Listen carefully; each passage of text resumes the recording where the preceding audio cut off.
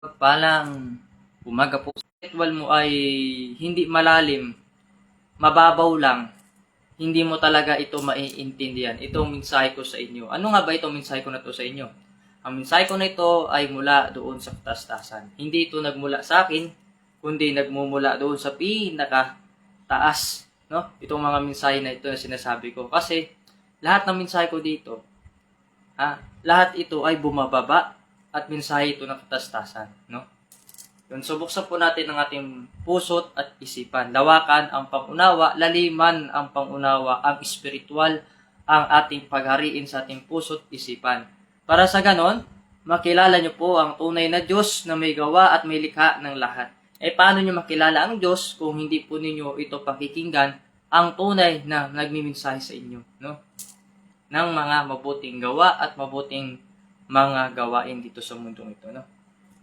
And so, tuloy natin. So, bago ko makalimutan pala, binabati ko po pala ang the 144,000 chosen people na pinamumunuan ni Haring King Eddie Igunya, no, isa sa mga pinili ng Diyos na maghayag ng kanyang mga batas at mga liham patungo sa mga tao. No? So, sa mga iba't ibang samahan or iba-ibang mga function, lahat po tayo ay may kanya-kanyang aral. Kaya magbigay tayo sa bawat isa ng pagmamahalan at respeto sa bawat isa. Ganyan po yan. Kasi minsan, observation lang naman natin ito sa mga tao. No?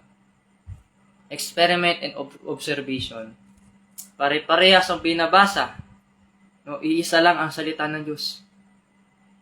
Totoo yan. Bakit yung iba nakikipagtalo? Bakit yung iba nakikipag-away? Kasi sarado sila doon sa spiritual na kaalaman. Totoo yan. Kapag ang tao bagong silang sa mundo, hindi niya alam ang lalim ng spiritual. Ang alam lamang nila, yung nalalaman lamang nila, hindi sila doon talaga nag-aral ng spiritual ng katotohanan. Kasi kapag ang tao may spiritual na katotohanan, hindi yan maninira ng kapwa, or ng ibang paniniwala, or iba pa mang relihiyon o sikta. Kasi ang ugali ng mga nag-spiritual talaga, hindi naman yung kagaya sa inyo na uneducated. Maliban na lang kung unahan ninyo, talagang gagantihan kayo. Yan ang dapat ninyong tandaan. Ang Diyos nga marunong magalit. Marunong din magpatawad. Marunong din magparusa. Marunong din magpagaling. Kaya ang Diyos, hindi nyo pwedeng ilarawan siya ayon sa inyong kagustuhan. Kasi tao lamang kayo. Dahil ang Diyos mismo ang nakakakilala sa kanyang sarili, hindi kayo. Kasi ang Diyos mismo ang may gawa ng lahat dito sa mundo. Inilalarawan nyo yung Diyos, ganito yung Diyos, ganito, ganyan, ganyan. Lahat sinasabi nyo na, ginagawa nyo expectation, pero ang realidad, ang Diyos ay marunong pumarusa. Hindi naman porke pag gumawa ka ng masama, no? Absuelto ka na. Tandaan mo, may Diyos na nanonood at pwede kang parusahan. Kaya, payo ko dun sa mga naninira, no? Ito ang sinasabi ko sa mga anak ko noon pa man. Hayaan nyo lang silang manira. Kasi sa ayo at sa gusto nila, darating sa kanila ang kamatayan at katandaan. Kasi pag tumanda ang tao, mamamatay din naman. Di ba? Kaya nga sabi nga, dun sa sinabi ko sa mensahe ko, kung Bisaya man yun, naintindihan ninyo na, bakit? Anong kwenta ba yung paninira mo kung patay ka na? May kapangyarihan ka pa ba manira ng kapwa mo pag patay ka na? Wala na. Kasi huhukuman ka na sa kabilang buhay. Ganun yan. Halimbawa, gumawa ka ng hindi maganda sa kapwa mo, nakita mo yung kapwa mo, yung umaangat sa buhay, may nagtatrabaho, nagsumikap. Dahil na pupuno ka ng inggit sa kapwa mo, ang ginawa mo naman, siniraan mo para kuno kamuhian yung isa. At naghahakot ka pa ng mga kasama mo. Diba? Sa mga nagdaan na panahon, lagi ko nakita sa inyo yung puro lang paninira sa kapwa. Hindi ko man lang makita yung iba sa inyo pumapalakpak pag may nagtatagumpay. Yung mga pumapalakpak sa tagumpay ng ibang tao, yan yung mga taong walang inggit sa sarili nila. Kasi, yung mga taong pumapalakpak sa tagumpay ng ibang tao, nakaranas din sila ng hirap. Kaya hindi nila kailangan maging utak talangka. Tandaan yan. At saka bakit kayo magka-interes sa kayamanan na hindi naman sa inyo? At hindi naman ninyo pinaghirapan, di ba? Dapat nga, pag-igihan ninyo yung sarili nyo, magsumikap kayo kung paano kayo uunlad. Number 1 yan. Kasi sa mundong ito, hindi ka uunlad kapag namamangka ka sa dalawa. Alam ko naman ang mga tunay na tao sa harapan ko at hindi. Kumbaga, pinababayaan ko lang kayo sa gusto ninyo. Dahil alam ko naman ang tatapos sa inyo. Ang buhay din naman ninyo pag tumanda na kayo. Hindi ko hinawakan ng batas sa mga kamay ko para hukuman ka kaagad. Pero ito ang tatandaan mo, ang buhay mo ay nalalabi na lang. Kaya habang buhay ka pa at wala ka pa sa tarok ng buhay mo na iyon, magpakabuti ka. Dahil pag natapos na yung linya ng buhay mo, ito yung sabihin ko sa iyo. Pag nawala ang katawan mo, mabubulok yan. Aalis ng kaluluwa mo dun sa katawan mo. Makikita mo ngayon yung tagapaghukom. Ha? Tatanungin sa iyo, ito yung mga ginawa mo. Pilit ka man magsinungaling. Ha? May malaking screen yan doon, ipapanood sa iyo yung mga kabalbalan mo na ginagawa. Wala kang takas, wala kang pagsisinungaling, lahat lantad doon. Di ba? Kung paano mo niloko yung kapwa mo, kung paano mo sila ginamit sa masama mong gawain, lahat yan ipapakita sa iyo ng Diyos. Ngayon, kapag yung masama mong ginawa, mas mabigat ito sa kaliwa, doon ka pupunta sa baba. Ha? Kaya wag mo sasabihin na ligtas ka na. Dahil ang Diyos ay hindi naman natutulog. Gaya ng sinabi nga doon sa kasulatan, hindi lahat ng tumatawag sa akin ng Panginoon ay makakapasok sa pintuan ng kalangitan. Pagkus yung mga taon lamang na yaong nakasunod at gumagawa ng programa ng Diyos. Kumbawa, yung programa ng Diyos ganito, inuutos ko, magtanim po tayo, mag-alaga po tayo ng manok. Kung nasusunod nyo po yun, makakaligtas kayo. Gawin nyo po yung obligasyon ninyo, makakaligtas kayo. Pero yung mga tao kasi, iba yung ugali. Iba yung ugali niya. Ang gusto ng ibang tao, makinabang lang sa isang taong mahitik sa bunga. No? Hindi naman gusto ng Diyos yung ganong pag-uugali. Di ba? O ngayon, pag dumating ka na sa punto na gano'n ang ginagawa mo, nakikita ng Diyos yung ginagawa mo. Kaya yung tao pag malalim sa spiritual, nauunawaan niyo yung programa ng Diyos eh. Sa pagbabalik ang programa ng Diyos, pagtatanim. Para may makakain sa pagdating ng panahon. Totoo yan. Kasi wala namang iniutos sa atin ng dakila na kataas-taasan na mahirap gawin. Mismo nga, madali nga yung pagtatanim, mga ilang buwan, meron ka ng harvestin. Bakit mo pahirapan yung sarili mo sa isang bagay na hindi mo naman dapat pahirapan sa sarili mo? Kung marunong ka naman magsikap sa sarili mo, di ba? Alam ko yung bawat isa sa inyo, kilala ko yung bawat isa sa inyo nakamaskara. Alam ko kung anong ginagawa ng mga bawat isa sa inyo na masasamang gawain, no? Hindi lang ako nagsasalita pero naka-notice lahat ng ginagawa nyo, nakalista lahat yan, no? Hindi pwede sa akin sabihin nyo na, di ba, sorry po, ganyan-ganyan. Saka ka lang aamin kung pakita na kita ng ebidensya, di ba? Di ba? Ganun yan eh. Kasi ang tao kasi, ang ugali niya, may ibang tao, hanggat hindi mo binalandra yung ginagawa nilang kalukuhan, hindi sila titigil. Pag nahuli mo naman, dalawa ang mukha niyan. Pwede mag-deny, pwede magpakumbaba, or maging nakapatawaran, di ba? Kita nyo yung taong sumisira sa pangalan ko. Kababaing tao, no? Bira ng bira sa akin, no? Ito, sasabihin ko sa inyo, totoo ito. Alam nyo ba lahat ng mga naninira sa akin sa social media? Lahat ng mga nagtatraidor sa akin, hindi umuunlad. Bakit? Kasi yung ginagawa nila, yun ang magiging mitsa ng buhay nila. Halimbawa ako, nananahimik man kaya ako sa sarili kong page, tapos pinasok mo kami dito para lang maninira kayo ng ibang mga doktrina dito. 'Di ba? Kasi yun ang gusto ng kalaban eh. Ha? Maninira ng ibang samahan para aanib sa kanila. No? Ngayon, dumating ang panahon, yung taong naninira sa akin, namatay. 'Di ba? Patay. Sabi ko, paano hindi ka mamamatay? Gumagawa ka ng di maganda sa kapwa mo. Ang ginagawa mo ng hindi maganda, yung Panginoong Diyos. Na Diyos na nagkatawang tao sa pamagitan ng salita. Ha? Kaya nga sinasabing berbo. Berbo ang Diyos, ang berbo ay salita. Kahulugan ng berbo ay salita. Maraming tao po na hindi nakakaunawa niyan dahil ang alam lamang nilang nalalaman lamang nila. Inilalarawan nila ang Diyos ayon sa gustuhan nila.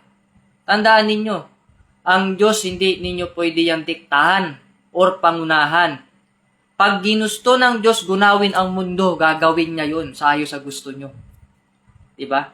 Diba, sinabi ko na sa inyo nun, mag-ingat kayo sa mga binibitawan yung salita. Baka hindi nyo alam yung Panginoong Diyos mismo. Nakakarinig na sa mga kalukuhan ninyo. Hindi kayo nagpatinag sa mga sinasabi ninyo kasi gusto ninyo tama yung gagawin ninyong mali na gawain. Para sa inyo, yung mali yung gawain, tama. Tama, di ba? O ngayon, nung sinabi ko na magbantay kayo at magpalindol ako, di ba nilindol ang Mindanao? O, nasaan ngayon yung mga sinasamba nila? Wala silang nagawa. Nasira ang mga structural, mga building, maraming mga nasawi. Ganon makapangyarihan ang Diyos. Hindi mo makilala yan. Kasi gaya yan ng isang magnanakaw na nagbiglang isinilang sa mundo nang wala kang alam kung sino yung tao na yan sa harapan mo. Na ordinaryo mismo, na nagsasalita mismo sa iyong harapan. Kung sino siya na nagbibigay sa inyo ng mensahe, paalala. Sabihin nyo, kilala po namin ang Diyos ay mabait. Ililigtas niya po kaming lahat. Hindi lahat nga makakaligtas eh. Diba sinabi sa kasulatan na hindi lahat ng tumatawag sa akin ng Panginoon ay maliligtas. Kaya huwag kayong assuming na maligtas kayo. Kayong mga tumatawag, kayong mga gumagawa ng mga masama. Na nagpapanggap kayong mabait sa inyong pagkatao. Na nakikita naman ng mga mata ko. Yung iba dyan, nakapalo pa sa ibang page na naninira sa akin. Bakit? Talaga yun sa akin. Di ko kayo na kikita ng mga mata ko. Nakamonitor kayo sa akin. Alam ko kung ano kayo. Akala siguro nila, 12 million member naman yan sila. Di naman makikita ni Divine yung ginagawa ko eh. Doon kayo nakakakamali. Lahat ng ginagawa niyo, alam ko. Alam ko. Wala naman may tago sa akin. Sa buhay ko na ito, sa tingin nyo, mukha ko lamang ay bata. Pero ang espiritu ko mas malalim pa. Mas matanda pa. Yan po ang katotohanan. Kasi kapag ang tao, walang spiritual na pagkatao, materialistic, hindi niya makilala yung nasarapan niya kung sino na yung nagsasalita. Diba? Ganun yan eh. Maraming mga tao po na akala nila alam na nila lahat, hindi pa pala nila lahat alam. Maraming ganyan mga tao na akala nila alam na nila lahat, yung pala hindi pa pala nila alam. Diba?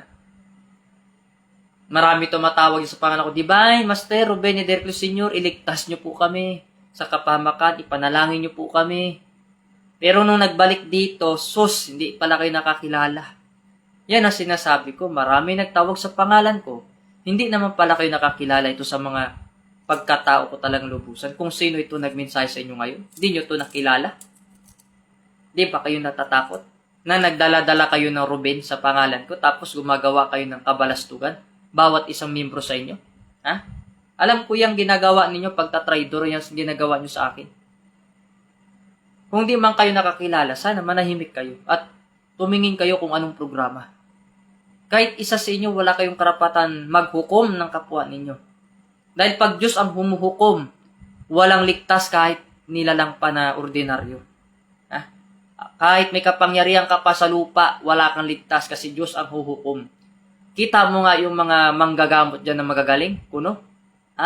Yung naninigarilyo, tsaka yung nagyayabang sa akin? Nakilala daw niya ang Diyos? Pagkatapos niya lang ako ganun-ganunin ang salita sa social media. Binabanat-banatan niya ako. Anong nangyari sa Mindanao? Doon sa lugar niya, nilindol. Diba? Ganong kabilis ang lindol. Kaya kung ako sa inyo, mag-isip-isip po kayo. Sa mga bibitawan ninyong salita, mag-iingat po kayo. Dahil ang Espiritu mismo ng Diyos, buhay at hindi natutulog. Nakikinig at nakikiramdam. Nag-oobserba. No? Pag nagmalabis kayo sa inyong pananalita, dahil hindi nga nyo siya nakikilala sa kanyang pagbabalik, trahedya ang abutin ninyo. Nandyan nga yun, tunay naman, ang Diyos ay mabuti. Pero hindi sa lahat ng oras, ipapakita niya yun sa mga taong pasaway at masasamang tao. Kaya sinabi sa kasulatan, araw-araw ang Diyos na pupuot sa mga masasama. Inihahayag niya ang kapuutan niya sa mga masasama. Araw-araw yan. Bakit? Saan ka nakakita ng Diyos na natutuwa sa paggawa ng kasamaan? Walang ganun. Diba? Kaya nga yung mga tao, pag may nakita silang umaangat sa kapwa nila, may kaya sa buhay, nagagalit sila. Kasi hindi nila kayang pantayan. Kasi yung mga pinagpala na yun yung mga yun, galing sa hirap yun. Pinagpala yun ng Diyos. Kasi nagsikap sila. Bakit ka mainggit? Diba?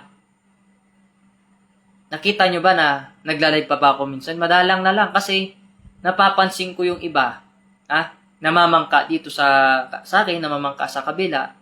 Dapat manindigan ka kung saan ka talaga.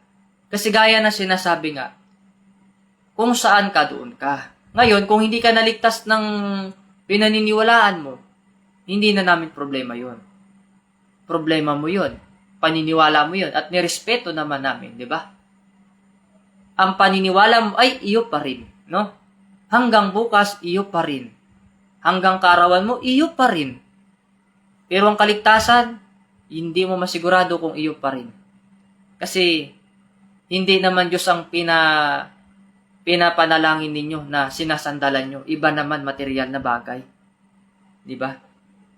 Ako, sa tagal ko dito, nag-obserba sa social media. Ilan lang ang nakikita ko ng mga tunay. Ilan lang ang tunay. Karamihan nakamaskara yan sila. Ang gusto nila, yung kapwa nila, nakikita nila na bumabagsak, natutuwa sila. Itong mga masasamang tao na ito. Natutuwa sila na sinisiraan nila yung kapwa-tao nila. Diyan sila nabubuhay sa paninira nila na hindi naman sila kumikita. Ngayon, hinihila mo ng pababa itong pangalan ko na ito. Kumita ka ba? Hindi naman. Tsaka doon naman sa isang miyembro na naninira sa akin na ganun ng ganun, na dating ex-member, member ka lang dati. Wala ka may pagmamalaki sa sarili mo. Sinisiraan mo ko sa ibang tao kasi naiinggit ka. Hindi mo kayang pantayan ito master mo sa spiritual. Di ba? Hindi mo pwede sabihin na, sige, maghahamon ka pa. Kilala mo ko. Alam mo kung saan ako nakatira. Tignan natin kung sino yung nasa kanang kamay ng Diyos. Kilala nga kita eh. Yung ginagawa mong kalukuhan sa misis mo, nang bababae ka, nangangaliwa ka. Kinakawawa mo yung pamilya mo, mag-ina mo. Nagawa mo magloko sa mag-ina mo. Diba? Tapos akong founder mo, na walang ginawa sa yung masama, na nagturo sa iyo ng mabuti. Gawa mo ng kwento. Bakit? Nainggit ka sa akin, Basay? Wala ka dapat kainggitan. Dahil una sa lahat, kung dahil sa akin, hindi ka matuto. Yan ang sinasabi ko. Hindi lahat ng tinutulungan mo, mabuti ang kalooban. May mga tao ganyan na ugali na traidor. Pagkatapos mong gamutin, tulungan mo maging manggagamot, traidorin ka nila dahil nainggit sila sa'yo. Nainggit sila sa akin kasi gusto nila kung lamangan, pantayan. Kahit anong panglalamang mo, hindi ka naman makalamang. Sino ba rin talo? Ikaw pa rin naman. Diba? Pinagpalit mo ito doon sa ibang tao na mabisyo, maloko, samantalang ako na hindi naman ako kagaya ng gawain ninyo. Yan ang sinasabi ng Diyos. Ang mabuting tao ay magsasama-sama pagdating ng panahon. Ang mga masasama ay magsasama-sama rin sila pagdating ng panahon. Akala mo hindi ko alam yung baho mo? Kung ako hamunin mo, siguraduhin mo, 101% malinis ka. Pamilya mo, niloloko mo yung asawa mo. Tapos, pag gumawa ka ng kalukuhan mo, nakakahiya. Nakakahiya talaga. Pagtakpan ka pa sa harapan ng misis mo. Totally, hindi ko talaga kailangan makialam sa problema ng pamilya nyo. Yan ang ugali ko, hindi ako mahilig makialam. Pero yung ganunin mo ako sa social media, patago mo akong ginagapang, tarantado ka. Sino ka? Bakit? Matuto ka ba manggamot kung hindi dahil sa akin? Matuto ka ba ng kaalaman kung hindi dahil sa akin? Estudyante lang kita. Hindi ka matututo ng mga pagiging panggagamot. kung hindi kita tinuruan ng maayos. Ha? Hindi ako makipagsapalaran, umalis sa tahanan kong napakaganda para lang maturuan kang hinayupak ka. Yan ang katotohanan. Yes, kayo, gagawa kayo ng katarantaduhan mga hinayupak kayo. Magmamataas kayo sa harapan ko na ani mo yung akala mo. Kayo ang pinagmulan ng kalaman. Diba? Diba, Alberto Basay? Oo, ay baka may makakilala kayo kay Alberto Basay dyan. Eh, nagagaganyan yan, patago yan, naninira. No? At saka lahat naman ng gamit. Lahat naman yung ginagastusan at wala naman libre. Kumo kinakain mo, kumo transportation mo ka, kumo spiritual na gamit mo, ginagastusan mo yan. Walang libre dyan. Kahit nga yung damit mo, ginagastusan mo. Pagbili mo ng pagkain mo, ginagastusan mo. Ha? Eh kung gusto mo pala ng libre, bakit hindi ikaw ang nagsikap sa sarili mo? Bakit lumapit ka pa sa akin para matuto ka? Naalala mo yung sakit mo? Totally ako, tahimik ako sa lungga ko. Kayo lang naman lumapit sa akin para magpagamot kayo. Di ba, umiinom ka sa alak, lango ka ng lango ng alak. Ngayon, nung nagkasakit ka kasi operahan ka ng doktor dahil wala nang lunas yung sakit mo. Kanino ka lumapit? Sa akin. Nung nagamot ka na, dahil hindi ka na-operan, okay ka na, di ba? Nagpaturo ka paano maging isang dakilang manggagamot. Tinuruan kita, hindi naman ako nagkulang sa iyo. Di ba? Tapos yung pamangkin pa ng misis mo, di ba? Meron pang atraso yun, di man nagbayad sa spiritual ng ID yun, di ba? Yung mga gamit pang protection, di ba? Kaya huwag kayo maninira sa akin dahil ako ni minsan, wala akong sinabi sa inyo ng di maganda. Sa kabila ng pinakita nyo na bad images. Ha? Ako kasi yung tipong mabait sa mabait eh. Pero kung ganunin mo ko, hindi kayo ubra sa akin. Sino kayo? Estudyante ka lang. Hindi ka matuto kung hindi kita tinuruan ng magandang panggagamot. Ganun yan, no? Kasi wala namang matututo talaga kapag dating ng panahon, no? Kung walang magturo ng maayos, di ba? Kaya nga sabi ko nga, sawa na ako sa pagtiwala sa mga tao. Kasi, kung magtiwala ka, abusuhin ka naman. Pag magtiwala ka, sirain tiwala mo. Mga pusang gala tawag ko dyan. Ang gusto nila, nakakalamang sa kapwa nila. Hindi naman sila nakakalamang. Ngayon, nung umalis ka sa samahan, dahil may ginawa ka nga hindi maganda at hindi mo nagagawa yung obligasyon mo, di ba? Baliktarin mo yung kwento mo. Sino ka? Alam naman ng mga member dito kung ano yung dahilan kung bakit nag-leftover ka dahil hindi mo nga kaya. Di ba? Hindi mo kaya yung isang banal na gawain na pagpapakabuti na umiwas sa babae. Di ba? Kasi ang pagiging babaero, wala namang kwenta yan eh. Oo. Pamilya mo, pamilyado ka, magpakatino ka. Hindi mo kailangan lukuhin ang misis mo. Tapos may anak ka pa sa iba. Di ba? Alam mo, mabait lang misis mo sa totoo lang. Pero kung malaman ng misis mo yung pinakamalalim mo pang lihim, baka palayasin ka na dyan, sasabihin ko sa'yo. No. Alam ko yung kalokohan mo. Ngayon, nung sinasabi ko doon sa social media, alam ko yung baho mo. Inilahat ko lahat. Bakit mo pala binalak yung account ko? Kasi, takot kang malaman yung katotohanan. Diba? Yun naman talaga eh. Ayaw ng taong masama marinig yung ginawa nilang katarantaduhan. Mga walang utang na loob yan. Tinuruan mo, susukli sa'yo, pangit na pag-uugali. Kaya ako minsan nagbibigay man ako ng divine words, katsa-katsa lang. Kasi ang hirap magbigay ng kaalaman na marami. Pagdating ng panahon, di naman kaya palang gampanan yung pagiging mabuting tao. Diba? Hindi ako nagkulang sa paalala. Kayo ang may pagkukulang sa sarili ninyo. Kung bakit hindi ninyo mapagana ng 100% yung kapangyarihan ng Diyos, kasi kayo yung may kulang sa sarili ninyo. Pagkukulang na iwasan yung mga masamang gawain. Mahilig ka sa laman ng babae. Mahilig ka sa babae. At saka yung pag-inom-inom na yan, di rin maganda sa katawan. Totoo lang. Pag nag-spiritual ka, mahiya ka sa sarili mo. Dito sa samahan po namin na Alpha Royal Golden Military Legion, Divine God Benevolent Missionary International, bawal na bawal ang anumang kagaguhan na gawain dito.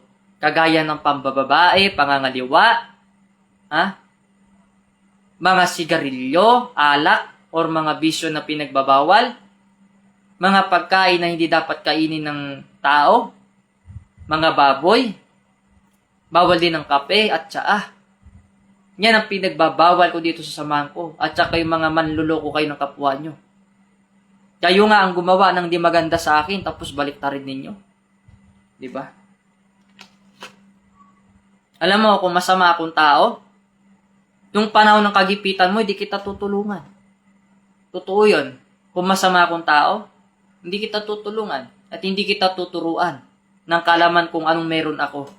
Totally yung pagtuturo ko doon ng kalaman sa'yo, hindi mo naman bayad yan, libre yan.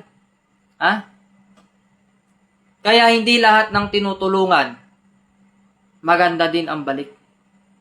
Kaya sa mundong ito, mamimili ako ng karapat-dapat na pagbigyan ng kalaman. Hindi kung sino-sino lang.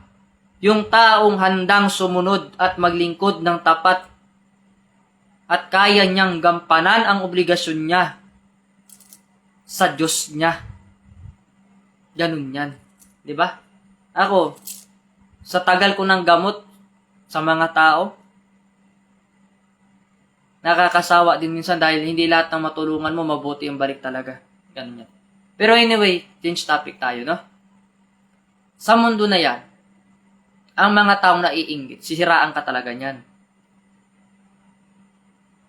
Madalas, yung mga taong naiinggit na yan, karamihan sa kanila, mga walang ambag sa buhay natin. Kita mo? Na maghayag ka man ng salita ng Diyos dito, ang bat-bat nila, kung ano-anong salita, sino kayo? Kita mo yung price dyan, yung pangalan niya price dyan, yung naniningil ng tigli 5,000 pag nanggagamot kasi daw alay sa sigarilyo niya. Sus Mariosep. Alam mo, walang taong manggagamot ka tapos, alam niyo yung tao kasi na nanggagamot tsaka naninigarilyo, tawag dyan patuo-tuo. Naninigarilyo tapos umiinom ng alak, patuo-tuo tawag ko dyan. Kasi, pagka may takot ka sa Diyos, takot kang gumawa ng masama. Yung masamang gawain na pag-inom ng alak, paninigarilyo, pambababae. Takot ka sa mga yan eh. At saka yung panluloko sa kapwa. Bawal na bawal yan. Kailangan, mabuhay ka ng tunay, marangal. Kaya dumadami yung mga tao hindi tunay sa mundo kasi mga sakit nyo yan eh. Na hindi matuldok-tuldukan. No? Kaya baka may kilala kayong mga ganyan, i-block nyo na sa social media. Bago pa kayo mahagip ng mga yan. Hindi naman matuto yan si Basay kung hindi ako nagturo sa kanya ng mga kalaman. Yung kalaman niya, nagmula sa akin. Estudyante lang kita. Estudyante lang kita. Ako, hindi ako magsasalita ng ganito kung wala kang sinasabing masama or mga gawa-gawang kwento laban sa akin. Tsaka ako, hindi ako nagkulang sa iyo. Lahat ng mga gamit pang spiritual, kinumpleto ko yan. Dahil walang gamit ng spiritual na libre. Kumo mga panangkap, ginastusan ko yan. Kumo pagod at puyat ko, pinagpaguran ko yan. Kaya wag ka magsasalita ng di maganda. Kung ayaw mo rin, masalitaan ng di maganda. Alam ko baho mo, alam ko yung ginagawa mo sa asawa mo, na panluloko mo, patikim-tikim ng ibang babae, alam ko yan. So, tustusin ako, hindi ko hilig makialam ng problema ng ibang tao. Pero kung sisiraan mo ko, ilabas ko baho mo. Ganun ako tao. I'm a good person.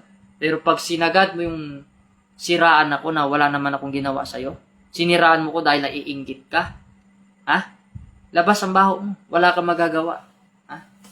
Pamangkin mo nga, Na misis mo may utang pa, di nga nag-fully-paid eh. Na? Yan ugali ninyo. Kaya naniniwala ko sa kasabihan, hindi lahat na matulungan mo, mabait din sa iyo. Yung iba dyan, gagamitin ka lang para lang matuto sila. Pagdating ng panahon na medyo malaki na ang anaconda, lalapain ka na yan. Or susungagin ka. Kaya nga, sa panahon na ito, maging maingat tayo sa pagbibigay ng kaalaman. Kasi sayang ang mga pinagpaguran natin kung mapunta lang sa mga taong sinungaling at manluloko na tao na hindi tapat sa kanilang mga asawa na patagong gumagawa ng kalukuhan. Diba? Sa mga tao pong mga nagmamahal sa akin at sumusuporta, maraming salamat po sa inyo. Alam nyo kung gaano ako nagbigay sa inyo ng paalala noon pa man. Sinabi ko na sa inyo yan, maraming mga missionary na nag-failure. Natukso dahil sa laman. Natukso dahil sa pera ng ibang tao. Natukso dahil sa mga sabi-sabi. Ganun yan. Nahagip sila ng ibang samahan. Pero sabi ko nga, hindi kawalan sa akin yung isang taong nag-traitor. Hindi kawalan yan. Kasi ako naman ang source of knowledge and power.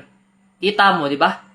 Ikaw, Alberto Basay, at saka yung kasama mo si Prince dyan, nagkampihan kayo ni Price dyan. Nung lumindol sa Mindanao, napigilan ba niya yung kapangyarihan ng Diyos? Hindi na niya napigilan ng kapangyarihan ng Diyos eh. Wasak lahat ng structural. Kasi puro lang kayo yabang. Yabang na punong-puno ng inggit. Ako, nakita nyo ba ako nakialam sa mga pagmumukha ninyong mukhang bulldog? Mga pagmumukha ninyo, mga buhay ninyo na hindi umaasinso? Hindi ako nakialam. Dahil ako sa sarili ko, pinakikialaman ko, hindi buhay ninyo. Kayo ang pumapasok sa buhay ko. Kaya tigil-tigilan mo yung challenge mo sa akin. Baka pag nabuisit ako, rat-ratang kita dyan sa bahay mo. Sinasabi ko sa'yo. Nag-iisip ka ba?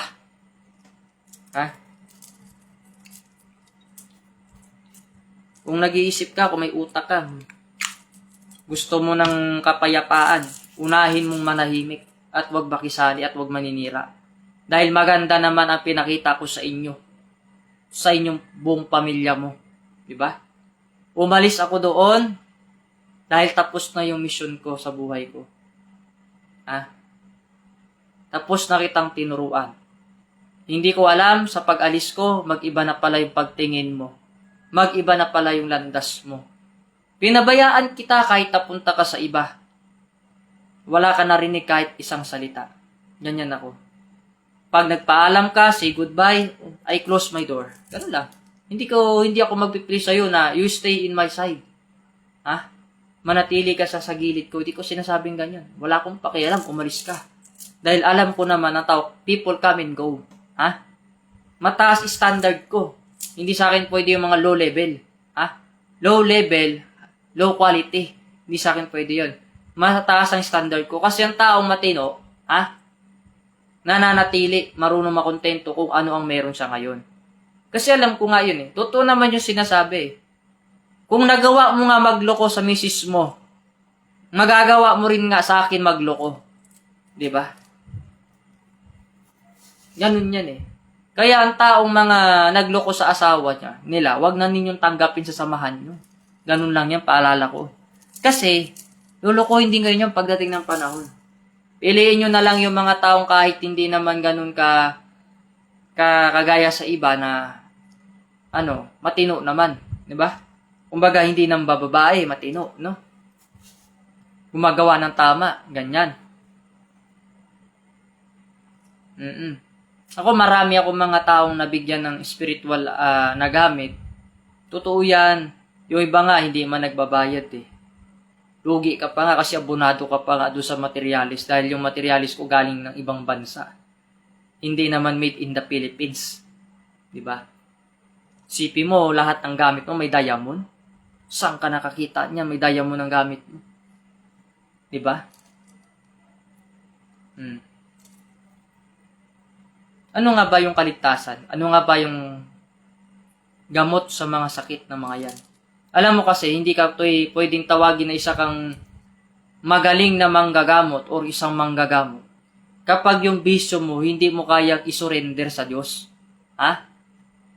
Isurrender mo sa Diyos yung bisyo mo na sigarilyo, alak, ha? Paggamit mo ng mga itim na mahika. Kasi pag nag-spiritual ka na at naglingkod ka sa Diyos, iwanan mo na yung mga bagay na hindi dapat. No? Yung mga masamang gawain. Kasi pag mabuti ang gawain mo, maging honest ka na sa asawa mo, maging tapat ka na. Ha? Sipin mo, may anak ka. Bakit? Saan ka ba nakakita ng gumagawa ng masama na hindi kinakarma ang pamilya niya? Diba? Totoo naman yun eh. Kapag gumawa ka ng masama, akala mo ikaw ang sasalo? Hindi. Minsan pamilya mo. Ang Diyos marunong gumante sa paraan na alam niya. Pwedeng ikaw, pwede pamilya mo. Diba? Pwede anak mo. Kasi ang sumpa ng kasalanan, pwede yan mapasa sa ibang henerasyon mo. Hindi ka ba nag-isip? Dahil wala kang alam eh. Nakikinig ka sa payo ng mali. Hindi ka dito sa tunay dahil nababara kayo sa mga sama yung gawain. Alam mo, kung talagang mabait ka tao ka, mabuti yung ugali mo, hindi mo na kailangan manira pa ng kapwa mo. Kundi magpatuloy ka na lang sa mga gawain mo sa spiritual kung ano yung natutunan mo sa akin. Diba? Kasi lahat naman ng natutunan mo sa akin, nagamit mo naman yan. Diba?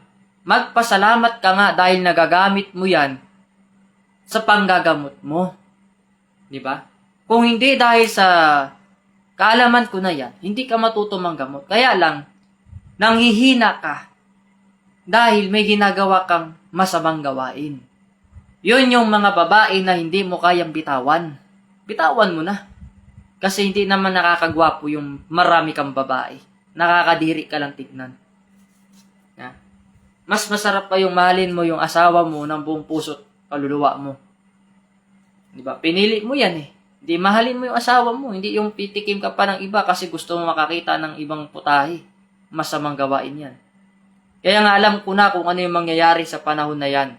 Alam ko na rin kung anong iugali mo pagdating ng panahon. Kasi alam ko naman yung zodiac sign mo. At alam ko naman kung anong pagkatao mo. Dito sa sama namin, hindi ka pwedeng matuto maging isang manggagamot kung yung mga bagay na bawal, hindi mo kayang iwasan. Kung yung mga obligasyon mo, hindi mo kayang gampanan. Kasi sa mabuting gawa mo, makilala ang tunay na miyembro na mabuti. Nakakasunod sa obligasyon. Hindi mo pwedeng tawagin sarili mo manggagamot kung abnormal ka naman. Kung hindi ka matino na tao kausap. So kung gusto mong maging malakas ka sa buhay mo, matuto ka na magbago. Magbago ka. Kasi buhay na may pamilya mo. Nandyan yung anak mo. Inspirasyon mo. Bakit ka pa maghanap ng iba? Diba? Masama yan. Kaya nga totoo yung sinasabi ng mga babae. Na kahit ibigay mo na ang lahat, magluloko pa rin ang lalaki. Pero hindi naman lahat ng lalaki ganyan. Kasi may lalaking nagbait-baitan pero ang ugali nila, iyotero kung tawagin. Real talk talaga ako magsalita. Hindi ka naman manggagamot tawag sa'yo eh. Iyotero kasi mahilig ka sa babae. Diba? Kasi kung talaga matino kang lalaki ka, hindi ka mambababae, hindi mo kaliwain yung misis mo, hindi ka tutusok ng ibang nektar para lang makatikim ng sarap ng buhay sa ibang babae. Ganun yan. Matino ka man kaya, di magpakatino ka. Pangalawa, para lalakas ang spiritual ninyo, tanggalin nyo sa buhay nyo yung mga negatibong mga tao. Mga negatibo na hindi nakatulong sa inyong buhay. Doon kayo sumama sa mga taong kaya kayong iangat din. Kasi kung ugali mo, matulungin ka sa kapwa mo, sumama ka dun sa mga taong matulungin din. Para pag dumating ng kagipitan ninyo, pare-parehas kayo, magtulungan kayo sa isa't isa. Halimbawa ako, hindi man ako ganun kabait. Hindi man ako mabait na tao kasi dahil ugali ko kasi lagi akong galit kahit wala akong kaaway. Ganito talaga ako magsalita. Sabi nila, bakit lagi kang galit? Ganito talaga ugali ko. Alangan na makipagplastikan ako sa mga kagaya nyo na hindi naman kayo naging mabait talaga. Hindi na bali ganito ugali ko. Wag lang maging kagaya ninyo, mga manluloko na nakamaskara. Ngayon, sabi ko sa kanila, ang kalakasan, nagmumula yan sa pagiging kontento ka na kung anong meron ka. Ako, nakita mo ba ako na yung mga tao na yan, mga naninira sa akin, nakita mo ba yan sila? Nakapalag ba sila sa kapangyarihan ko? Wala, hanggang ganun lang yan sila sa akin. Pero nung pinalindol ko yung Mindanao, halos lahat sila, maubos sila. Hindi pa ngayon pinakamalakas Baka may darating pa. Di ba? Magbantay kayo at may darating pa. Totoo yan. Kasi ako, mabait ako sa mabait. Hindi nyo naman kilala ang Diyos Tumatawag kayo sa pangalan ng Diyos. Inilalarawan nyo ang Diyos ay mabuti. Mabuti nga sa mabuti. Pero pag gumawa ka ng kabastusan, pangangalunya, pagnanasa sa asawa mo na hindi mo asawa, di ba nasa 10 Commandment yan? Huwag mong pagnasaan ng hindi mo asawa. Huwag kang iiyot ng hindi mo asawa. O hindi iniyot mo yung babae na may asawa na, pumatol ka doon. O di kasalanan yun. Ang paglabag mo sa utusan ng Diyos ay walang kapatawaran. Oo, totoo yun. Ngayon, iba na ngayon yung panahon Kaya kita mo yung tao na kahit anong pagsisisi niya sa buhay niya, Panginoon, patawarin mo ako, wala na, patay ka na Hindi ka na mapapatawad. Kahit buhay ka pa, hindi ka rin mapapatawad ng Diyos kasi sagad na yung ginawa mong kalukuhan. Diba? Kita mo yung mayabang sa Mindanao, yung price dyan, sobrang yabang niya, nilindol yung lugar niya. O di, nang gagamot siya, nayanig yung lugar niya. O di natapos yung gamutan niya agad ng maaga. O wala kayong magagawa pag Diyos ang gumawa ng kapangyarihan. Kayong mga nagpapanggap na malakas, nagpapanggap na may alam sa Biblia. Ang Biblia, guidance lang yan. Pero yung tunay na salita ng Diyos, hindi ninyo kilala. Ang salita ng Diyos ay napakadelikado. Kunting mali mo lang at hindi ka nakapag-ayos ng buhay mo, delikado ka. Kaya nga pinarating ang bugtong na anak para bigyan kayo ng paalala na huwag talaga kayong gagawa ng isang bagay na masama, na walang kapatawaran. Dahil pag inulit-ulit nyo yan, hindi matapos ang kalamidad sa inyo. Lalaruin din kayo ng Diyos. Hindi, sabi ni ba, di marunong makipaglaro ang Diyos. Kaya nga, hindi ka marunong makipaglaro. Kaya nga nilindol kayo Kaya nga nilindol kayo dahil sinungaling kayo. Nagpapanggap kayo, manggagamot kayo, pero lango naman kayo sa alak, tapos suga pa kayo sa bisyo. Patawag kayo, manggagamot kayo. Di ba kayo nahiya sa Diyos? Na ang Diyos ang tinatawag ninyo. Kaya sabi nga ng Diyos sa Biblia, hindi lahat ng tumatawag sa akin ng Panginoon, papasukin mo kami. Kaya sabi ng Diyos doon, lumayo kayo mga nagsipaggawa ng masama. Magsilayo kayo sa akin. Ibig sabihin, kahit pala manggamot ka dyan, gumawa ka ng miracle, manghula ka man ng maraming hula dyan, hindi ka pala makapasok ng kaharian. Hanggat may ginawa kang masama. O, di ba? Mahigpit na yung batas ng Diyos.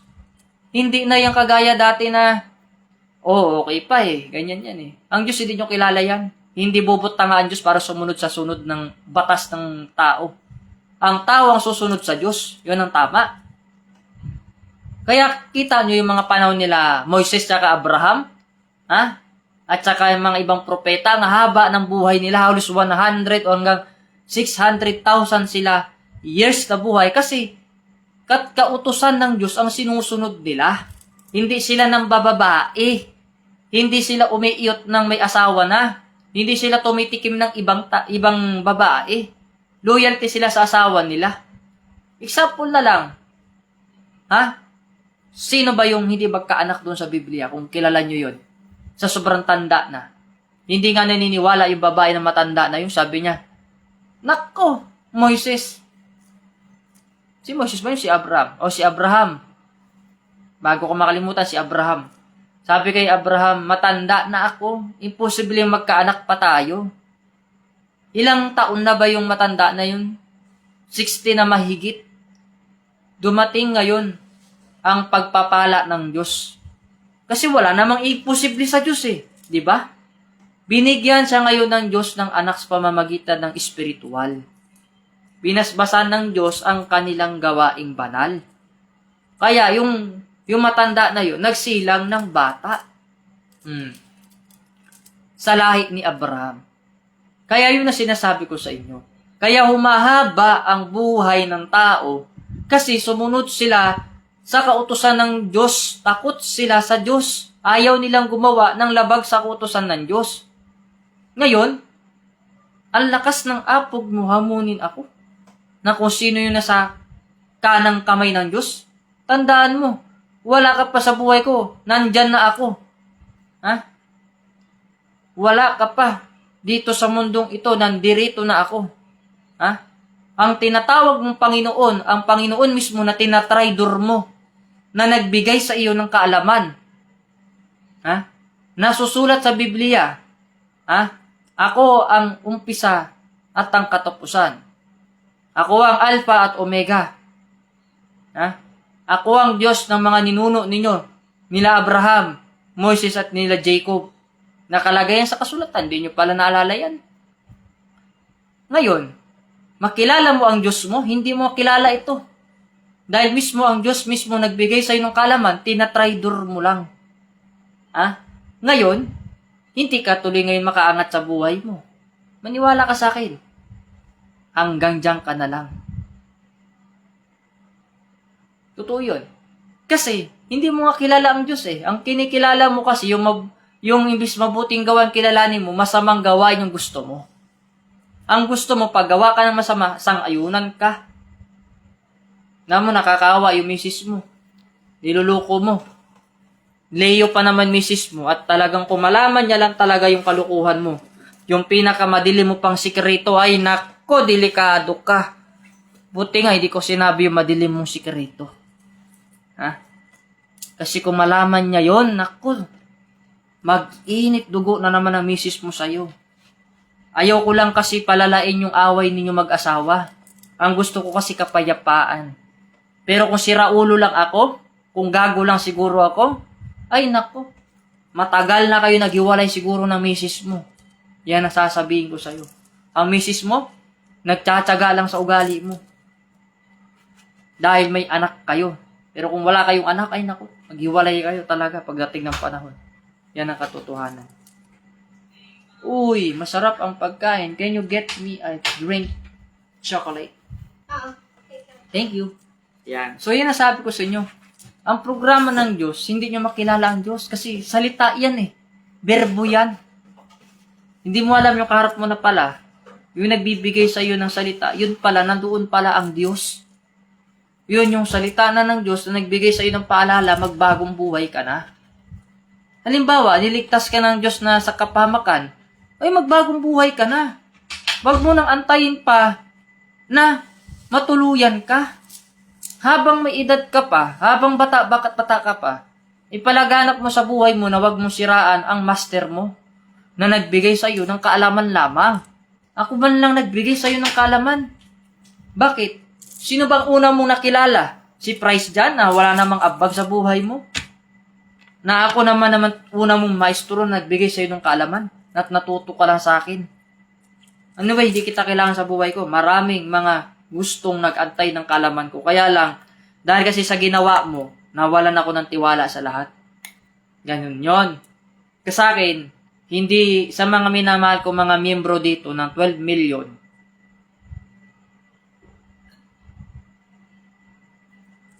hindi nyo maalis sa puso ko yung kawalan ng tiwala sa isang tao. Kasi, dumaan na ako sa pagsubok na ganyan eh. Na bigyan mo man ng tulong yung tao, tatraidorin ka pa. Masakit sa damdamin yan. Oo. Pero sabi ko nga, kahit ganun ang ginagawa, wala namang kwenta yan para sa akin. Kasi ako pa rin ang source of knowledge. Diba? Asan sila ngayon? Nanggagamot sila, mahina ang power nila.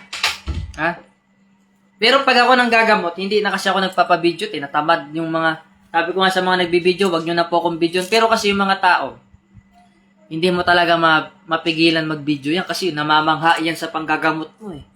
Kaya ako, minsan ko lang sila sabihan ng gano'n, kung di man sila nakinig, bahala sila. O, gano'n lang yun. At least ako, walang samaan ng loob. We always respect each other. Gano'n lang yan. May mga tao na, sir, bibidyohan ka namin kasi gusto namin sir makita yung panggagamot mo.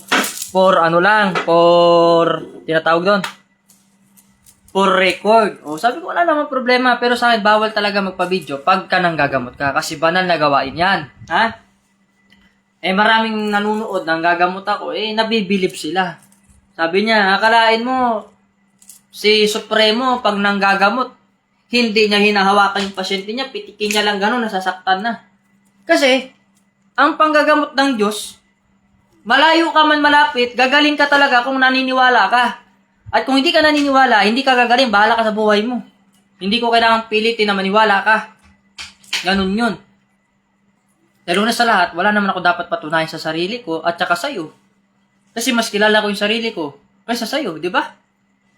Ang sarili ko, simple lang. Ugali ko, wala akong dapat ipagyabang. Wala ako dapat ipagmalaki. Wala ako dapat patunayan sa mga tao hindi nakakilala naman talaga sa akin ang lubusan. Dahil ang nakakakilala lang naman sa akin yung mga anak ko. Kung sino ako. Yan ang totoo at sa inyo yung mga miyembro na nagmamahal sa akin at nagantay sa pagbabalik ko. Sila lang nakakilala sa akin. Yung mga tao hindi naninira sa akin.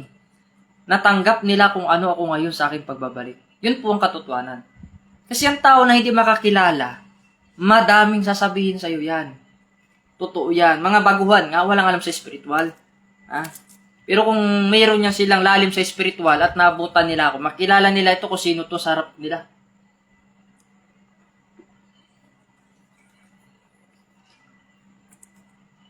Namiss ko nga yung anak ko si Junior kasi nung nabubuhay yan si Junior, mahilig mag-gitara yan. Sabi niya sa akin, Papa, tignan mo yung gitara dito sa Pampanga. Nakita ko. Sabi ko, saan yan? Doon siya malapit sa Diamond. Tapos nakita ko yung mga gitara doon, mahilig siya mag-gitara nga. Natutuwa ako sa kanya. Sabi ko na, sige lang anak, mag-gitara ka lang dyan. Sabi ko. Namiss ko rin yung anak ko si Junior.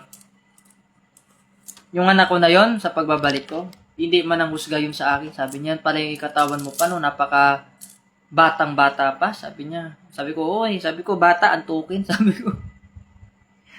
Proud kasi ang mga anak pag nakita ang tatay sa pagbabalik. May mga taong hindi naman natutuwa. Kasi hindi naman sila nakakilala.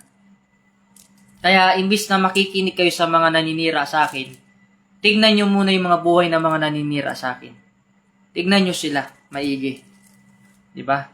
Kung sila ba ay tunay na nakakilala. Kasi maraming naninira dyan, di naman talaga tunay na nakakilala. Example na lang nung nandiyan pa yung account ko na General Adriano de la Concepcion.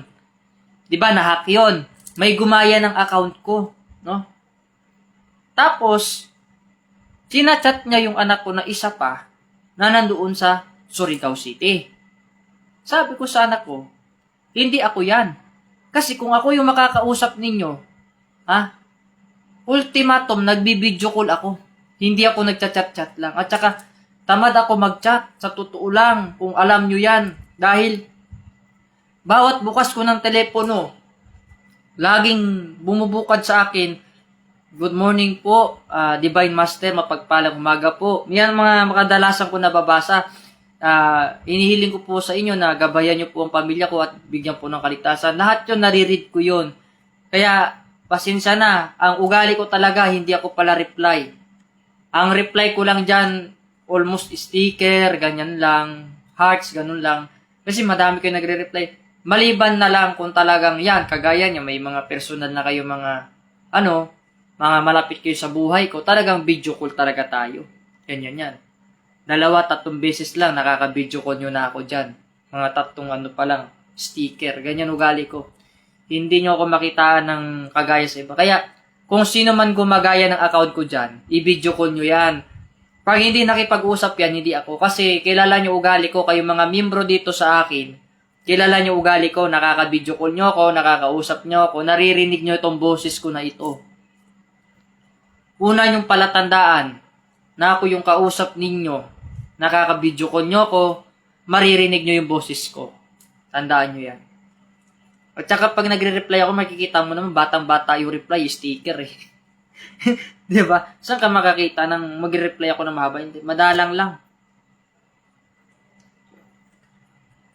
mag-reply man ako dito sa mga Facebook lang, yung mga magbigay ako ng konting kaalaman at aral. Yan naman ang tama. Kasi, una sa lahat, parang ito, Pocari Sweat, no, example na lang ha. Yan, 2 liter. No? Ang Pocari Sweat, hindi naman yan kagaya ng tubig na ordinaryo. No? Bago siya maging ganito, dumaan muna siya sa proseso. No? So, ganun din ako. Bago ako bumalik dito sa mundo na ito, marami akong pinagdaanan na panlalait sa iba't ibang samahan kasama ni Robin yan. Sabihin ko sa inyo yan, kasama sa Robin yan dyan ng lalait, ng judge. Sabi ko, yan ba yung mga PBMA na original na miyembro ko sa unang panahon? Hindi na pala, mga baguhan. Kaya sabi ko, yung mga tumatawag sa akin, hindi man yan sila mga tunay. Kasi yung mga miyembro ko talaga, na orientation ko yan, na huwag kayong mangaway ha. Kasi di nyo alam, mamaya pagbalik ko, ako na pala yun. Yung inaaway ninyo, di nyo alam. Yung karap nyo, ako na pala yun. Diba? Ganyan yan. Mag-obserba ka. Tapos, may isa ako sa mga anak ko na kinakabala yung pangalan ko at lumabas nga doon yung sikreto kong pangalan. Kasi kilala naman talaga nila ako. Hindi lang pala tandaan sa itsura, hindi lang pala tandaan sa pangalan, pati doon sa mabuti kong gawa. Kaya paano nyo ito makilala talaga? Hindi nyo ito makilala, kaya nagpalit nga ng damit or baro. Kaya nga kayo mga baguhan na walang alam, manahimik kayo. Hindi yung nakapakinig lang kayo ng telegrama doon sa speaker, akala nyo kilala nyo na kami. Hindi nyo naman po makilala ang buong pagkatao namin. Totoo yan. Ang makakilala lang sa amin yung may puso. May puso na nagmamahal sa amin ng lubusan. Dahil kahit hindi na kami magpakilala sa harapan nila, kusa nila ito maramdaman kung sino ako. Kung sino ito na sa harapan nila. Hindi na to kailangan magpakilala pa, dahil maramdaman mo ito kung sino ito, kung sa harapan mo. Kaya meron nga dyan mga ibang tao, pilosopo no? Ay nako. Ito yung mga pusa ko, mga malilikot, kaya minsan gumagalaw yung camera dahil sa mga cute kong mga alaga. O, baba na nga kayo.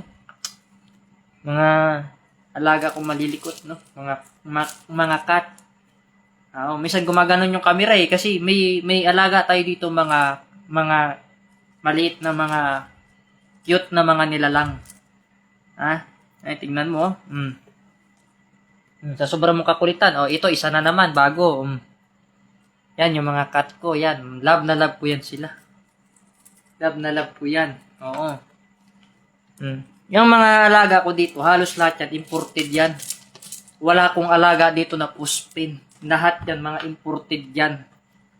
Mga tawag ko dyan, mga tabikat. Mga tabikat tawag dyan tsaka garpit. Ito pa isa, Ika dito. Yan yung mga alaga ko, para sila mga teddy bear. Diba? Say hello to your fans, no? Kaway ka sa mga fans mo. Oo. Ayan yung mga fans mo nanonood sa'yo. Mahiyain siya. Ayaw niya daw magpakita sa cam. Yan. Kasi ako sa totoo lang, hindi naman lahat ng tao nakakilala sa aking pagbabalik. Yan ang sinasabi ko, maraming tumatawag sa pangalan ko, hindi pala sila nakakilala. Mas nauna yung paghukom nila kaysa doon sa makakilala. Hindi naman sila Diyos para humukom sa akin. Pero nung ako yung gumante, halos masira lahat ng lugar nila doon. Ang ganda ng tanawin, nasira ang mga ano nila doon, gusali.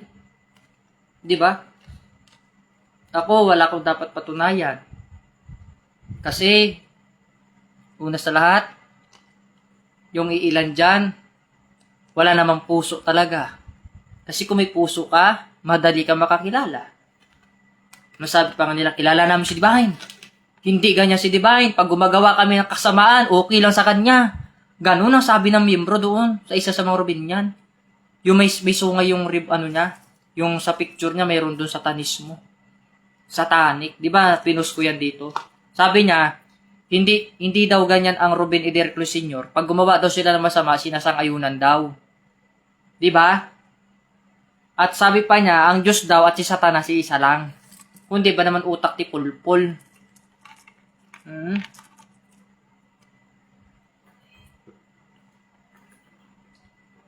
Kaya yan ang sinasabi ko sa inyo. Magbantay kayo kamo kay kamong mga tao ko sa una panahon.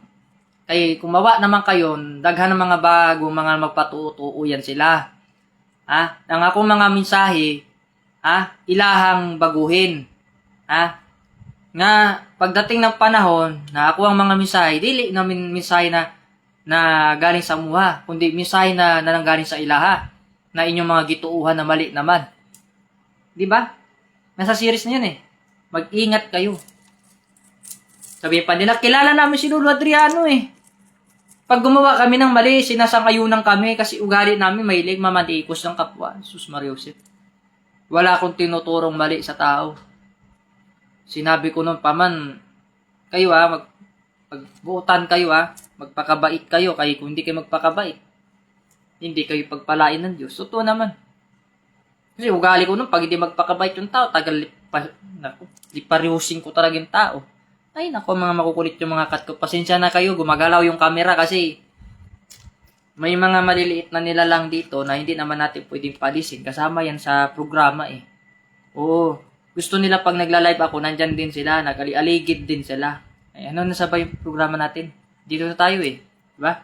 Sinasabi ko nga, magpakabuti ka. Magpakabait ka. Gumawa ka ng mabuti. Gumawa ka ng ikasasaya ng puso ng Diyos. Uri katutuwa ng Diyos. Hindi yung gagawa ka ng masama. Tapos gusto mo ipamuka iparating sa tao na mabuti yung ginagawa mo kahit masama naman. Hindi pwede yun. Ang Diyos ay mabuti sa mabuti. Pero kung gumawa ka ng masama, may kaparusahan ka. Kaya kita mo yung mga tao na ninigarilyo. Yung mahilig manigarilyo. Tapos pagdating ng panahon, inuubo-ubo na sila, may dugo ng kasama. Tapos sasabihin nila, kalooban ng Diyos yun. Kaya nga binara ko yung isa kong mga kaibigan eh. Sabi ko, Brad, kung nagkasakit ka, dahil sa bisyo mo yan, hindi galing sa Diyos yan. Dahil ang Diyos hindi yan naman nagturo na manigarilyo ka. Sabi ko, bakit sisihin mo yung Diyos? Dapat na humingi ka ng kapatawaran kasi makasalanan ka, di maninisi ka pa. Yan ang ugali ninyo. Palibhasa kasi wala kayong Diyos sa sarili nyo. Ang Diyos ang sinisisi nyo pag nagkakasakit kayo. Bakit hindi nyo sisihin yung sarili nyo? Nananigarilyo kayo, nagbibisyo kayo, uminom kayo ng alak. Yun ang sanhi ng mga gawain ninyo kung bakit kayo nagkakasakit. Hindi yung Diyos ang sisihin mo kung bakit kayo nagkasakit. Dahil ang Diyos, nagbigay na ng paalala sa tao para hindi magkasakit. Anong ginawa mo?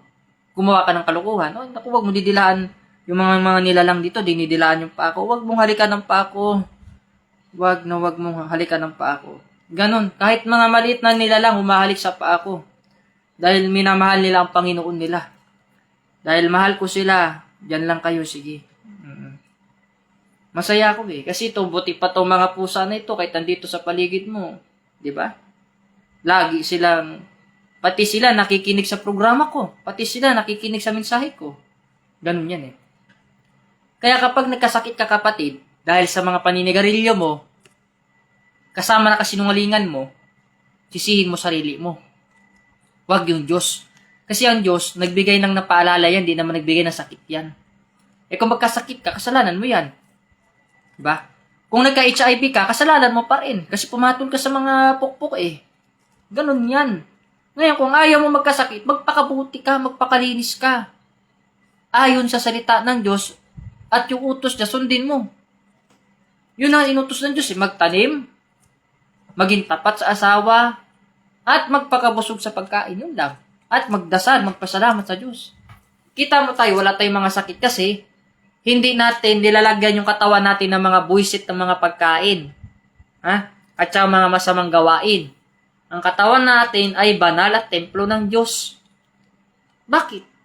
Yan naman ang nakalagay sa kasulatan na sabi ng Diyos, huwag niyong dumihan ang inyong mga katawan sapagkat yung mga katawan nyo ay galing sa Diyos at hindi ninyo pag-aari at yan ay hiram lamang. O, di ba napakalinaw yan? O paano ninyo yan mapangalagaan kung kayo mismo gumagawa kayo ng masama? Sasabihin ninyo, mahal nyo ang Panginoon. Sabihin pa nila, Divine, mahal ka namin. Tapos pakita ko na, ninigarilyo ka. Hindi mo ko mahal. Mahal mo yung bisyo mo eh. Hindi mo ko mahal. Kasi kung mahal nyo ako, hindi kayo gagawa ng masama. Hindi kayo gagawa ng masama dyan sa ibang samahan na yan. Inom kayo, sigarilyo kayo, patago kayo ng luloko ng mga babae, pinapaikot nyo yung mga babae. Sus, Mariosep. Alam nyo, kung makita ko lang kayo, palunok ko sa inyo tong Pocari Sweat, buong buo, sabihin ko sa inyo. Kayo mga lalaki, mga balasubas dyan, no? Ako, lalaki din ako. Kaya alam ko yung ginagawa ng lalaki na hindi matino. Dahil kung matino kang lalaki ka, magpakabuti ka. Huwag kang manghawa ng ibang lalaki matino. Sabihin ko sa'yo. Akala mo, porque lalaki ka, kakampiyan kita, sikmurahan pa kita eh. Iba ako. Ang ugali ko, matindi. Kasi kaya yung mga babae, nang luloko rin ng mga lalaki. Kasi niluloko nyo rin mga lalaki, yung mga babae. Hawa-hawa na yung sumpa eh, pati yung mga matitino, nadadamay, manahimik na. Bigyan natin ng peaceful man yung isipan natin. Kung magulo yung buhay mo, kung ayaw ng asawa mo sa'yo, yayaan mo rin siya sa buhay niya, ganun lang yun, layasan mo. Maghanap ka ng sarili mong ikasasaya. Hindi ng ibang lalaki ha. Maghanap ka ng trabaho mo at bilhin mo yung mga gusto mong bilhin kapag kumita ka. Ganun yan. Kasi sa buhay natin, hindi tayo mabuhay kung walang kapartner sa buhay. Totoo yan. Pero maging handa kayo kasi darating sa buhay, may mga partner kayo na, alam mo nyo na yung may sinasabi ko sa inyo na hindi mo naman in-expect na mawala, biglang mawawala. Diba? Ganun yan. Kaya kung darating man ang panahon na yan, dapat tibayan mo yung kalooban. Kalooban mo. Kasi yung pagkawala sa mahal sa buhay, mas masakit pa yan doon sa mga naninira. Yung mga naninira kasi, puro salita lang eh. Walang bisa yung salita nila. Kumbaga tapon sa labas ng tenga, gano'n, wala. Walang kwenta. Pero kasi kapag yung mahal mo sa buhay ang nawala, sobrang sakit sa damdamin, lalo na kung marami kayong pinagsamahan na memories. Diba? Ginawang kanya ng mabuti. Pag may sakit ka, siya nag-aalaga sa'yo. Pag sakit mo'y katamaran, siya nagluluto sa'yo. Diba? Ganun yun eh. Pag malungkot ka, pinapaligaya ka niya. Malungkot na marami kang problema, sinusolusyonan ka niya. Yan yung ibig sabihin ko sa inyo. Love your family. Mahalin mo. Kasi nandito tayo sa isang magandang organisasyon ng pagiging matinong kalaman. Wala tayo sa liko na kalaman. Kaya tandaan nyo po, yung sinasabi ko, lahat ng mga gamit pang spiritual, lahat yan ginastusan. Example na lang, ikaw nga, bumibili ka sa Lazada. Alangan naman sabihin mo yung Lazada, scammer. Kasi nagbibenta ng gamit nila. Anong gusto mo, ilibre sa'yo ng Lazada yung mga materials nila? Grabe ka naman kagahaman. Di ba? Wag ganun. Kailangan magising ka sa katotohanan.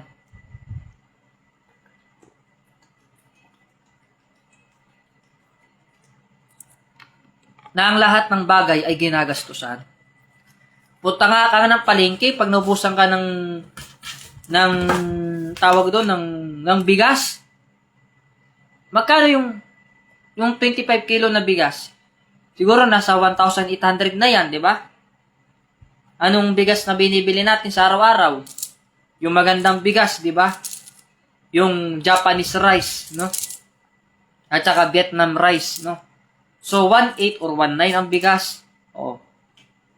Pero hindi ka ba nagtaka? Yung mga binibenta nila na yan, galing sa Diyos yan, bakit hindi ginawang libre?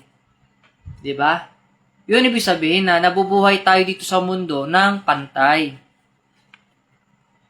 Sila kasi nagpapagod sila, nagtanim. Kaya suklian din natin. Huwag mong ipasa sa panlalamang yung gagamitin mo yung salita ng Diyos na Diyos nang bahala magsukli sa'yo. Kung namatay yung tao na yun dahil sa katarantaduhan mong hinayupak ka. Kung nakita mo nagtanim siya at gusto mong kumain ng pagkain niya, suklian mo ng bigyan mo ng pera, bayaran mo yung pinagtrabawan niya. Yun ang tama. Nang hindi ka nalalamang. Dahil ikaw, ginawa kang instrumento rin ng Diyos para magbigay sa kanya ng kanyang ikabubuhay.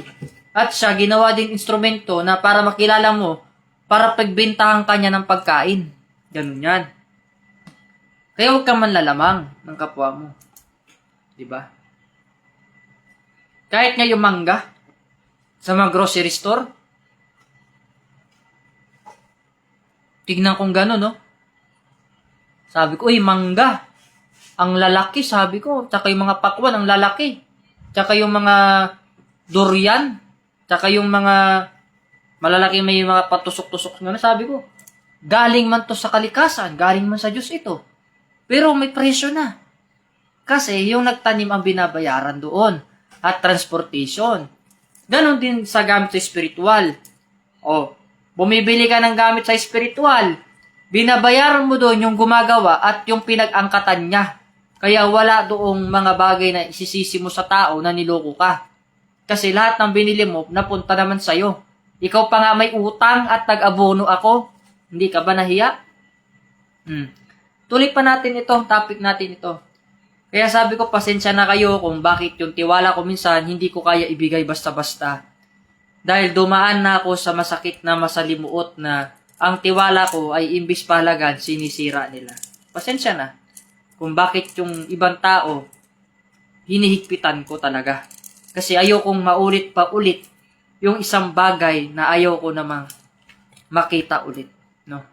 Kasi baka pag naulit-ulit yun at baka masira yung mundo talaga. Kunti na lang ang pasensya ko. Sabi ko na nga lang dun sa ama, patawarin niyo po sila sapagkat hindi po nila alam yung ginagawa nila. Alam mo, magsalita ka lang ng di maganda sa Espiritu ng Diyos, lindulin niya yung buong paligid. Ang Diyos kasi, hindi man marunong maawa yan sa tustusin. Hindi marunong maawa yan kasi tao lang tayo dito sa mundo na nilikha niya. Anytime pwede niya tayong ibasura kung gustuhin niya. Pero dahil nga pinadala yung bugtong niya na anak para bigyan kayo ng paalala at iligtas kayo sa kasalanan. Para kung ano man yung gagawin ng ama, sasabihin ng anak pa, wag mo muna ituloy yung paggunaw sa mundo. Dahil marami pang naniniwala sa'yo. Marami pang pusong nagmamahal sa'yo. Marami pang taong gustong maglingkod sa'yo. Kaya ngayon Diyos, pinaramdam niya lang sa inyo yung lindol. Na kayong mga mayayabang dyan, na nanggagamot na akala mo kung sino na kayo, na may mga bisyo naman kayo, pinaramdam sa inyo ng Diyos na hindi kayo yung pinakamakapangyarihan sa mundong ito, kundi ang Diyos ang mismo ang mas makapangyarihan kaysa sa inyo. Dahil itong mundo na tinapakan natin, mundo na ito, na daigdig na ito, at lahat sa labas ng mundo na ito or universo, lahat ng planeta, at buong nilikha na ito, ay pag-aari niya. Pati buhay natin, pag-ari niya. Itong buhay ko na ito, sabihin ko sa inyo ito, pag tumanda na ako, lumipas ng panahon, babalik na ako sa kanya kasi tapos na mission ko eh. Iiwanan ko na kayo. Ngayon, nasa inyo na yan. Kung sa puso nyo yung sinabi ko, kung itapon nyo yung ilabas-pasok nyo, sa inyo na yan. Basta ako, nasa akin lang, mahal ko pa rin kayo. Kahit ginawa nyo ako na hindi maganda, nandyan lang yung pagmamahal ko. Tandaan nyo yan. Sana matuto rin kayo tumingin sa realidad, na ako'y nakatulong din naman sa inyo. Ganyan ang katotohanan. Kasi ang pagmamahal ko, lubos-lubos yan eh. No? Hindi naman ako kagaya sa inyo, doble kara. Na gustong-gusto nyo. Binigay na yung kanang kamay. Pati kaliwang kamay, pati ba naman paa, gusto pa nyo kunin. Ano ba naman yan? Wala na kayo ititira. Magtira naman kayo ng pagmamahal sa puso ninyo na makilala nyo ang Diyos. Gusto nyo makilala ang Diyos. Pag magkakasakit kayo, ako yung tinatawag ninyo. Hindi yung founder nyo dyan sa kabila. Na yun naman ang kinikilala yung founder, di ba? Tapos pag nagkasakit kayo, nakakakilala kayo sa tunay na pangalan ko. Na Panginoon, Panginoon, pagalingin niyo po kami. Hindi ba katraidoran yun? Kaya kung talagang kilala mo ang Diyos, huwag kang mamangka sa dalawa. Kung nagkakasakit ka at tumalapit ka sa Panginoong Diyos sa pamamagitan ko, maglingkod ka sa Kanya sa pamamagitan ko. Hindi yung ibang taong pinaglilingkuran mo na hindi naman yun ang nagpapagaling sa iyo. Yan ang sinasabi ko. Ngayon, maraming taong nag-failure sa misyon na yan. Ilan na lang ang matino at ilan na lang ay may tunay na malalim na pag-unawa sa espiritual. Yung iba hindi makakaunawa dito. Alam ko, may mga maninira at maninira pa rin dahil wala nga silang alam. Ang taong walang alam, magaling manira. Ha? Kung ang Diyos nga may sinugo sa lupa para magbigay ng paalala, sinugo niya ang bugtong niya na anak, siyempre yung demonyo, hindi rin magpatalo yan. Ha? Gisugo niya yung tao, nagawa naman niya sa pagkatao niya, yung demonyo na yun. Ha? Para kontrahin yung mabubuti. Ngayon, ang demonyo na yan, papasok yan sa buhay ninyo. Sabihin ko sa inyo, ha? Galing yan sa ibang samahan, papasok dito sa atin. Magagaganyan-ganyan yan ng chismis yan. Ngayon, pag nahagip kayo, kawawa na naman kayo kasi nadadala kayo doon ng ibang samahan. Isipin nyo, marami tayo dito, hindi naman tayo mahilig sa padamihan sa tutulang. Sa akin, kahit yung estudyante ko, mga 10 piraso lang, 12, okay na sa akin yun. Hindi ko naman kailangan na marami. Anin ko yung marami kung nakamaskara naman. Diba? Kundi yung yaon lamang ng mga sumusunod sa akin na nagmamahal. Nahanda akong sundin hanggang sa huling mga panahon ko. Yan ang sinasabi ko. O pag sinabi ko magtanim tayo. Wag na yung kukontra pa kayo. Wala naman tutulong pag kukontra kayo eh. Di ba? Magtanim. O. Mag-alaga tayo ng mga manok. Mag-alaga tayo ng manok. Kasi yung kahalagahan yan, ganito, kwento ko sa inyo. Kung bakit ko yung pinagtatanim at kung bakit ko yung pinapalaga ng mga ganyan. Kasi, para hindi na kayo umasa sa gobyerno na hindi naman kayo kayang buhayin. Bumuboto kayo, wala naman kayo napapala. Bakit pa kayo bumuboto sa gobyerno? Hayaan nyo sila magkagulo. Kita nyo, di ba? Nagkakagulo sa Senado. Nakikialam ba? Wala akong pakialam. Kahit maubos pa sila doon sa mga katarantaduhan nila. Ang malaga, tayo dito, masaya tayo. Hindi tayo nakikisali doon sa mga kaguluhan. Kasi iba naman ang gobyerno ng pantao at magkaiba ang gobyerno ng Diyos. Ang gobyerno ng Diyos, hindi naman kailangan ng maraming mga kung ano-anong echiburete dyan. Basta may tanim ka lang at may alaga kang hayop, mabuhay ka na. Yan ang sinasabi ko sa inyo. Sa gobyerno, pag wala kang pera, hindi ka makakain. Doon, sa gobyerno ng Diyos, ha? Basta may mga tanim ka dyan at may manghingi sa'yo, bigyan mo, wag ka magdamot. At pagpapalain palalo yung tanim mo. Totoo yun. Alam nyo ba yung taong maraming tanim sa lugar namin? Pinagdamutan niya yung isang pulubi. Yung pulubi na yon, may hawak na sako, may hawak na bote. Namalimos sa kanya. Sabi niya, Sir, wala po akong makain dahil ako po'y galing pa po sa ibang baryo. Baka po may mga bigas po kayo dyan na may bibigay po sa akin or kunti makakain. Alam mo ba, sabi ng mayaman, ay nako, hindi kami namimigay dito ng mga imported na mga pagkain dito kung kani-kanino lang. Sabing ganun. Bakit hindi kayo magbanat ng buto? Ngayon, umalis yung pulubi ng walang nakain. Umalis. Pagkalaon ng panahon, yung taong mayaman na yon na sinasabi ko sa inyo, ha? Nalugi ang mga negosyo. Yung mga tinanim niya, walang bumili. Mabilis na bulok. Tingnan mo, ganun kapangyarihan ng Diyos. Hindi niya alam yung taong pulubi na yun pala ang Diyos. Ha? Nagpanggap lang ng pulubi, hindi niya pala alam, yun pala ang Diyos. Ngayon, yung pulubi niya pumunta na naman dun sa isang lugar na hindi naman mayaman yung angkan pero maraming mga tanim. Hindi sila mayaman. Nanghingi siya doon, namalimos siya, binigyan naman siya ng pagkain. Inayos siya, dinamitan siya, pinatulog siya. Nagpasalamat siya doon sa mga tao na yun. Alam mo ba yung tumulong sa kanya na yun? Yung pamilya na mahirap na yun? Nagulat na lang yung pamilya niya. Dati yung tanim nila, 1 hektarya lang.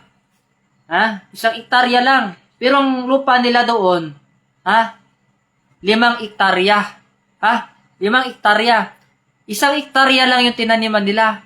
Bakit nung pagkaalis ng pulubi, kinabukasan, Yung 4 na hektarya nila, biglang nagkaroon ng mga palay na nakatubo na. Diba? Di ba kayo nagtataka? Hindi nila alam yung tinulungan nila na yon, yung pulubi na yun, yun pala ang Diyos. Hindi nyo pala na alam yung mensahe na yan, oh. Oh. Kaya sabi ko sa inyo, huwag kayo maging madamot pagdating ng panahon.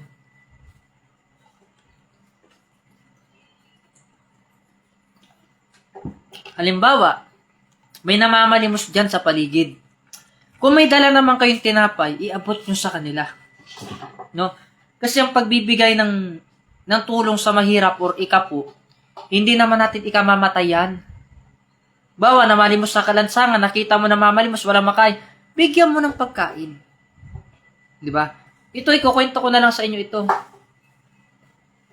Meron akong nakitang matanda, halos wala siyang damit, wala siyang saplot. Babae yun eh.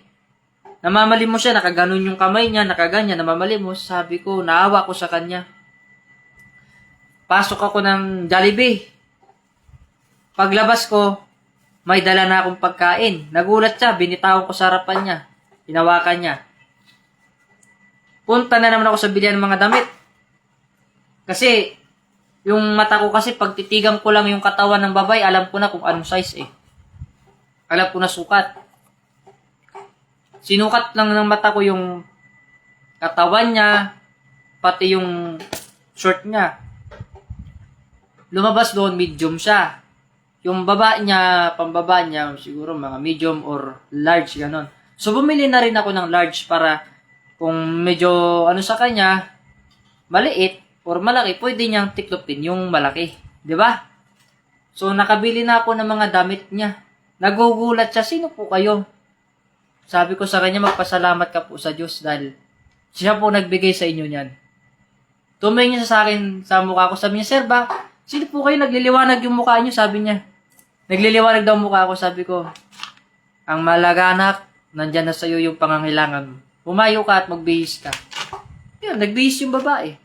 Ang pinagtataka ko lang, sinasabi niya, nagliliwanag ang mukha ko. Hindi niya matitigan kung sino yung pagmumukha ko. Nagliliwanag daw ako eh. Sabi ko sa kanya, marahil pinakita sa kanya ang programa ng Diyos. Diba? Ang ganda. Oh, programa ng Diyos yan eh. Ako sa buhay ko, nabubuhay ako, simple lang. Nakikita nyo naman, maayos man yung damit ko. Nakakatulog man ako na maayos, pero may mga bagay na hindi ko magpailiwanag sa inyo. Diba?